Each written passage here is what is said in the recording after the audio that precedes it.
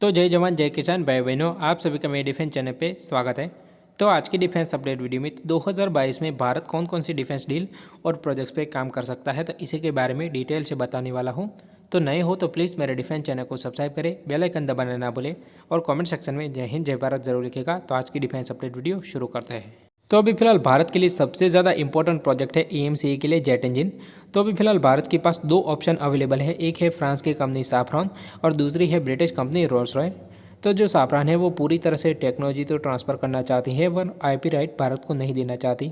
इसके अलावा जो ब्रिटिश कंपनी रोल्स रॉय है वो भारत के साथ मिलकर एक एंटायरली न्यू इंजन को डेवलप करेगी और पूरी तरह से टेक्नोलॉजी को ट्रांसफ़र भी करेगी और जो IP राइट है वो भारत को देगी। तो आने वाले 6 महीनों के अंदर ही इन दोनों में से एक पार्टनर को चुना जाएगा और 7 सालों के अंदर एक नया जेट इंजन को डेवलप किया जाने वाला है। तो अब बात कर लेते हैं कि इंडियन आर्मी के द्वारा 2022 में कौन कौन सी डील्स और प्रोजेक्ट के ऊपर काम किया जा सकता है। तो 2021 में भी इंडियन आर्मी के द्वारा कुछ खास चीज़ एक्वायर की गई नहीं है और कोई बड़े प्लेटफॉर्म को भी एक्वायर नहीं किया गया है। सिर्फ इंडियन आर्मी के द्वारा काफ़ी सारे अलग अलग ड्रोन को एक्वायर किया गया है और 2022 में भी इन ड्रोनों को कंटिन्यूसली एक्वायर किया जाएगा, जिनमें सबसे पहले न्यू स्पेस टेक्नोलॉजी के जो स्वार्म ड्रोन हैं वो यहाँ पर मुख्य एक्विजिशन हो सकते हैं। साथ ही स्काई स्ट्राइकर UAVs हैं, उनकी डिलीवरी 2022 से चालू हो सकती है। वहीं पर इंडियन आर्मी के लिए जो तैयार किए जा रहे हैं HALR UAV 200, उनकी भी फर्स्ट फ्लाइट आपको 2022 में देखने को मिल सकती है। तो अनमैन एरियल व्हीकल के हिसाब से 2022 का साल भारत के लिए बहुत ही ज़्यादा महत्वपूर्ण रहने वाला है।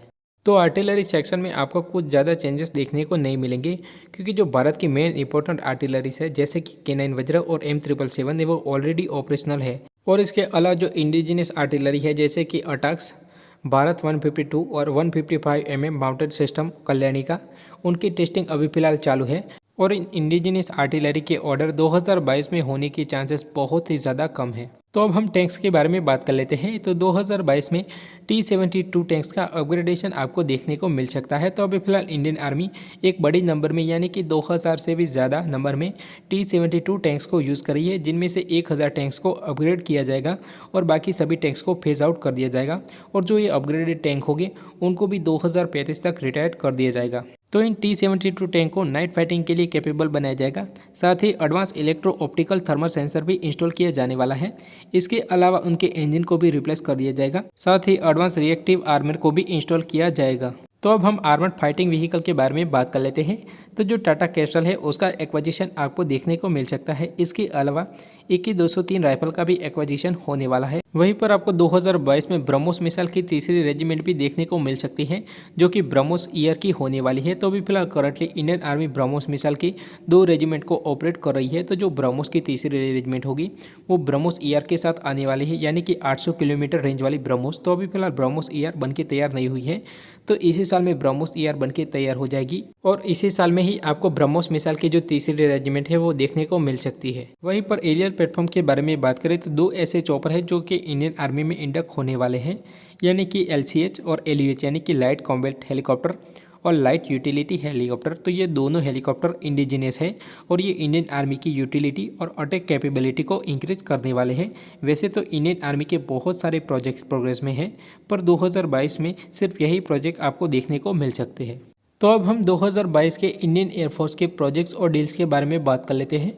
तो 2022 में सबसे ज़्यादा इम्पोर्टेंट तेजस मार्क 2 का रोल आउट रहने वाला है, क्योंकि अगस्त से लेकर सितंबर के बीच तेजस मार्क 2 का रोल आउट हो सकता है और तेजस मार्क 2 का जो पहला प्रोटोटाइप होगा वही तेजस मार्क 2 का पहला LSP भी होने वाला है, क्योंकि HAL के द्वारा बताया गया है कि HAL डायरेक्टली ही तेजस मार्क 2 के LSP बनाने वाले हैं। तो BVR मिसाइलों के लिए 2022 का साल बहुत ही ज़्यादा महत्वपूर्ण रहने वाला है, क्योंकि आने वाले टाइम में तेजस में अस्त्रा मिसाइल को इंटीग्रेट कर दिया जाएगा। इसके अलावा Su-30 MKI के द्वारा जो अस्त्रा मार्क 2 है उसके भी टेस्टल आपको देखने को मिल सकते हैं। तो एयर टू ग्राउंड वेपन के बारे में बात करें तो जो रुद्रम 1 मिसाइल है, यानी कि next generation anti radiation missile, उसका फाइनल डेमोन्स्ट्रेशन टेस्ट अभी फिलहाल बाकी है। उसके बाद उसका जो लिमिटेड सीरीज प्रोडक्शन है उसको चालू कर दिया जाएगा। इसके अलावा जो रुद्रम 2 मिसाइल है उसका भी अभी फिलहाल टेस्ट पेंडिंग है, तो आने वाले टाइम में उसका भी आपको टेस्ट ट्रायल देखने को मिल सकते हैं। साथ ही करंटली तेजस मार्क 1 के ऑर्डर है ट्विन सीटर ट्रेनर एयरक्राफ्ट के, उसकी डिलीवरी भी शुरू होगी, क्योंकि 2022 में उसकी डिलीवरी चालू करनी है।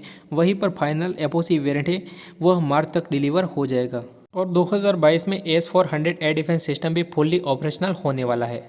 तो कैट्स वॉरियर को लेकर 2022 में कुछ अपडेट भी सामने आएगी, क्योंकि इसी साल ही कैट्स वॉरियर सिस्टम का जो पहला प्रोटोटाइप है वो तैयार होने वाला है। और अभी फिलहाल HAL कैट्स वॉरियर सिस्टम के लिए अलग अलग पार्ट को सोर्स भी करने लगा है, जिससे कि कैट्स वॉरियर सिस्टम का प्रोटोटाइप को जल्द से जल्द तैयार किया जा सके। वहीं पर कैट हंटर सिस्टम की भी कुछ क्लिप्स देखने को मिल सकती है, क्योंकि यह दोनों वेपन है जो कि बहुत ही जल्द तैयार होने वाले हैं। और इसके अलावा DRDO का जो स्विफ्ट UCV है उसकी फर्स्ट फ्लाइट भी आपको 2022 में देखने को मिल सकती है।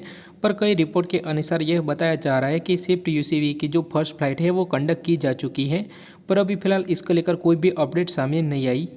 तो इंडियन आर्मी की ही तरह इंडियन एयरफोर्स के द्वारा भी LUH और LCH को लेकर कोई अपडेट सामने आ सकता है, और जो ऑर्डर है उसको इसी साल ही प्लेस किया जा सकता है। तो अब हम इंडियन नेवी के बारे में बात कर लेते हैं। तो आपको 2022 में कौन से इंडियन नेवी के प्रोजेक्ट्स और डील्स देखने को मिल सकती है। तो इंडियन नेवी की लिस्ट सबसे बड़ी है पर सबसे कम बजट में। तो इंडियन नेवी के लिए सबसे बड़ा इंडक्शन होगा 2022 में, तो वो है INS विक्रम का। तो भारत का पहला स्वदेशी एयरक्राफ्ट कैरियर है, यानी कि विमान वाहक जहाज है, जो कि 15 अगस्त 2022 में इंडियन नेवी में इंडक्ट होने वाला है। इसी के साथ जो दूसरा विशाखापट्टनम डिस्ट्रॉयर है, यानी कि प्रोजेक्ट P-50B का INS मोरगांव, वो इसी साल ही इंडक्ट होने वाला है, जो कि डिस्ट्रॉयर फ्लीट को काफ़ी ज़्यादा मजबूत भी करने वाला है। साथ ही जो 5,000 टन के फ्लीट सपोर्ट वेसल है, जो कि भारत और टर्की साथ में मिलकर हिंदुस्तान शिपयार्ड लिमिटेड के द्वारा निर्माण करने हैं, तो इस डील पर भी साइन हो सकती है। और इसी साल इंडियन नेवी के तीसरे एयरक्राफ्ट कैरियर को लेकर कुछ क्लियरिटी भी सामने आ सकती है। तो अब तक जितनी भी रिपोर्ट सामने आई है उसके मुताबिक यह चीज़ लगभग कंफर्म है कि इंडियन नेवी को अपना तीसरा एयरक्राफ्ट कैरियर तो मिलने वाला है। पर बस एक ही चीज़ जाननी है कि क्या वो विक्रांत क्लास का होगा और इसका जो डिस्प्लेसमेंट है वो कितना टन का होने वाला है। इसको लेकर इस साल कुछ क्लैरिटी सामने आ सकती है। वहीं पर इंडियन नेवी की जो नीलगिरी क्लास है उसकी पहले शिप यानी कि INS नीलगिरी की पहले इमेज सामने आ सकती है। वैसे इसका डिज़ाइन प्रोजेक्ट 50 क्लास के डिस्ट्रॉयर जैसा है, लेकिन साइज में छोटा है, तो इसी साल इस डिस्ट्रॉयर की क्लियर इमेज सामने आ सकती है। तो सबमरीन के बारे में बात करें तो कलवरी क्लास की जो 5वीं सबमरीन है यानी कि INS वागीर, वो इसी साल इंडियन नेवी में इंडक्ट होने वाली है। और मोस्ट प्रोबेबली वागशीर सबमरीन है, वो इसी साल लॉन्च तो होगी, पर उसका जो इंडक्शन है वो 2023 में होने वाला है। साथ ही जो इंडियन नेवी के दिल्ली क्लास के डिस्ट्रॉयर का जो अपग्रेडेशन चला है वो कंप्लीट होकर इसी साल इंडियन नेवी को रीजॉइन करने वाले हैं। और इसके अलावा कई रिपोर्टों में यह भी बताया जा रहा है कि इन डिस्ट्रॉयर में जो बराक 1 मिसाइल थी उसको रिप्लेस करके VLSR सैम के लॉन्चर को लगाया जा रहा है, और बाद में VLSR सैम को भी इंस्टॉल किया जाएगा। वहीं पर A100 गन की जगह सुपर रैपिड गन को माउंट किया जा रहा है। और इसके अलावा जो नेक्स्ट जनरेशन मिसाइल वेसल है इसका कंस्ट्रक्शन भी चालू होने वाला है। तो इसी साल 2022 में कोचिन शिपयार्ड लिमिटेड के द्वारा नेक्स्ट जनरेशन मिसाइल वेसल का कंस्ट्रक्शन चालू किया जाएगा। तो ये 2500 से लेकर 3000 टन के शिप्स है, जो कि 8 ब्रह्मोस मिसाइल को कैरी करने वाले हैं, और ये इंडियन नेवी की खुखरी क्लास के शिप्स है उनको रिप्लेस करने वाले हैं। वहीं पर जो इंडियन नेवी की एंटी सबमरीन वॉरफेयर के जो शैलो वाटर क्राफ्ट है, या कहे इंडियन नेवी के 800 टन के एंटी सबमरीन कॉर्वेट, उनके 7वें और 8वें यूनिट का कंस्ट्रक्शन चालू हो सकता है, और पहले यूनिट को लॉन्च भी किया जा सकता है। तो इंडियन नेवी की मिसाइल और टॉर्पीडो को लेकर बात करें तो वरुणास्त्र को लेकर क्लियरिटी होगी कि यह टॉर्पीडो तैयार हुआ है या नहीं हुआ है। तो कई रिपोर्ट के मुताबिक वरुणास्त्र का सबमरीन लॉन्च वेरिएंट है, उसको बनाने में कुछ समस्या का सामना करना पड़ रहा था। तो लॉन्चिंग और ओवर साइज को लेकर कई इश्यू सामने आ रही थी। हालांकि DRDO के द्वारा इन समस्याओं को रिजोल्व किया जा चुका होगा। वहीं पर VLSR सैम, जो कि भारत की पहली नेवल शॉर्ट रेंज की एयर डिफेंस मिसाइल है, उसका शिप बॉर्न टेस्ट हो सकता है। तो VLSR सैम के जो लैंड बेस्ड टेस्ट है उसको कंप्लीट कर लिया जा चुका है, और VLSR सैम को सीधे ही किसी शिप पे माउंट करके टेस्ट फायर किया जाने वाला है। और इसी साल तक इसका जो इंडक्शन होगा वो इंडियन नेवी में होने वाला है, क्योंकि इंडियन नेवी को इस तरह की मिसाइलों की काफ़ी ज़्यादा ज़रूरत है। तो अब हम इंडियन नेवी के बैलिस्टिक मिसाइल के बारे में बात कर लेते हैं, यानी कि SLBM। तो जो K4 है और K5 के टेस्ट हाल आपको देखने को मिल सकते हैं। तो जो K5 मिसाइल है वो पूरी तरह से बन के तैयार हो चुकी है, तो सिर्फ गवर्नमेंट ऑफ इंडिया की परमिशन की ज़रूरत है। तो परमिशन के मिलने के बाद DRDO के द्वारा तुरंत ही इस मिसाइल का टेस्ट हाल किया जा सकता है। वहीं पर जो K4 मिसाइल है उसको भी सबमरीन से लॉन्च करना अभी फिलहाल बाकी है, तो उनके भी टेस्ट हाल आपको 2022 में देखने को मिल सकते हैं। इसके साथ ही जो helicopter launch entry ship missile है यानी कि नासम एसआर उसको भी तैयार किया जा रहा है, जिसके टेस्ट आपको इसी साल यानी कि 2022 में देखने को मिल सकते हैं। तो यह मिसाइल 55 किलोमीटर रेंज वाली काफ़ी light weight helicopter launch missile है, जो आने वाले टाइम में सभी चॉपर्स में इंटीग्रेट की जा सकती है। इसके अलावा इस मिसाइल का एयर वेरिएंट भी डेवलप किया जा सकता है। वहीं पर इंडियन नेवी के फाइटर एयरक्राफ्ट के बारे में बात करें तो MiG-29K का मैसिव अपग्रेडेशन प्रोजेक्ट है वो चालू हो सकता है, जिनमें नए radar, mission computer, indigenous weapon को इंस्टॉल किया जाने वाला है। तो यह अपग्रेडेशन प्रोजेक्ट HAL के द्वारा कंडक्ट किया जाएगा और फुल इंडिजनाइजेशन के साथ इस प्रोजेक्ट को कंडक्ट किया जाने वाला है। और ख़ास बात तो यह है कि यह अपग्रेडेशन प्रोजेक्ट इंडिया का अब तक का सबसे बेहतरीन अपग्रेडेशन प्रोजेक्ट होगा, क्योंकि इससे पहले इंडियन एयरफोर्स के द्वारा जितने भी फाइटर जेट का अपग्रेडेशन किया गया है उन सब में कुछ न कुछ कमियां थी। जैसे कि मिरर 2000 को अपग्रेड तो किया गया पर उसका जो इंजन था वो तो पुराना ही था। इसके अलावा SU-30 MK का तो अपग्रेड हुआ ही नहीं। और इसके अलावा जगुआर फाइटर जेट का भी पूरा अपग्रेडेशन हुआ पर उसका इंजन का अभी फिलहाल कोई अता पता नहीं है। इसके अलावा इंडियन एयरफोर्स के द्वारा MiG-29 को भी MiG-29 UPG स्टैंडर्ड में अपग्रेड किया गया, पर उसके जो रडार है वो इलेक्ट्रॉनिक स्कैन रडार नहीं है बल्कि मैकेनिकली स्कैन रडार है और उनकी रेंज मात्र 120 किलोमीटर है।